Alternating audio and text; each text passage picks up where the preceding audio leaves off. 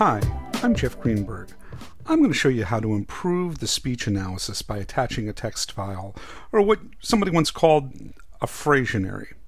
I've got this clip here, and let's take a quick listen to what this guy says. Of gravity is the same thing as a quantum of matter, so as let's say an electron, and both are described in terms of a single object, a string. So the string oscillating in different ways could be a quantum of space-time or a quantum of matter. So we're saying what you get is the idea that he happens to be an expert in the field, he's using some jargon, and he's got a pretty strong accent, things that are just going to fight the way Premiere Pro speech analysis works. Let's switch our window workspace here over to meta logging, and I just like it because I want to just focus on his shot. And you'll notice here on the right I've got my metadata tab, and there's some analysis text, and it's currently empty.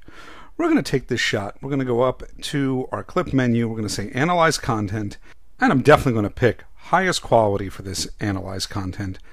I'm going to say OK, and off it goes to Adobe Media Encoder, which is running in the background. I'm just going to go ahead here, launch Media Encoder. It's immediately going to go ahead and start doing its analysis. And this will take a moment or so. When I do a lot of analysis, I like to grab a bunch of clips, like maybe a whole bin's worth of interviews, and throw it at this, rather than doing it one clip at a time. But for this use, one clip is perfect. With the analysis being done, you can almost see it right away show up in Premiere Pro, the analysis information. I'm just going to play it back from here, and we'll see that it does an okay job.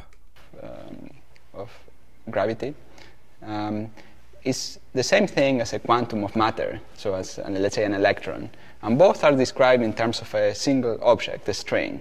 So the string oscillates. It did an okay job, but I took a moment and wrote down a couple of the words it missed and put it into a file that I'm calling phrasionary. I picked words like gravity and matter and electron versus the word election.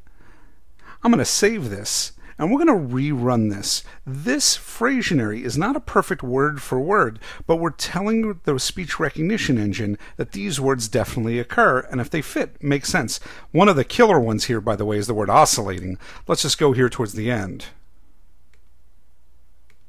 So the string oscillating in different ways could be a quantum. It comes up with the word silicon. So we're going to take that same movie.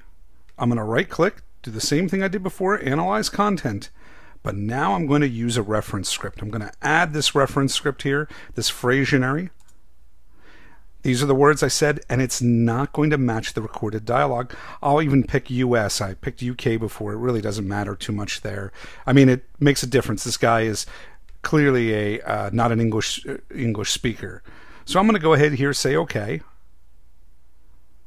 It's going to go ahead and add this reference script.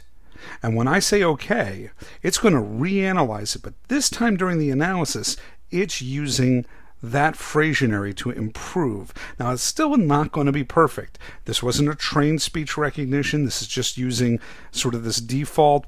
And unfortunately, we can't train this engine, but it's pretty adaptable. It does very well with well-speaking voices without a lot of linking words. But it falls apart when it comes to jargon. It falls apart when it comes to accents. And what we're doing here is we're giving it a phrasionary to improve its recognition.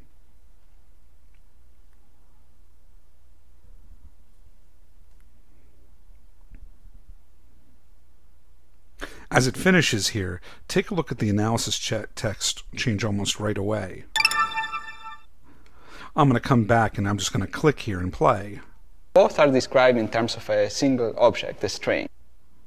Described in terms of a single object, a string. So the string oscillating in different ways could be a quantum of space-time or a quantum of matter. So we're saying it didn't make it perfect, but boy, did it do a much better job. So that's how you can use a phrasionary, and you just start to compile words that you know somebody is saying or common language. When you attach it to your interviews, it really improves Adobe Premiere's speech recognition.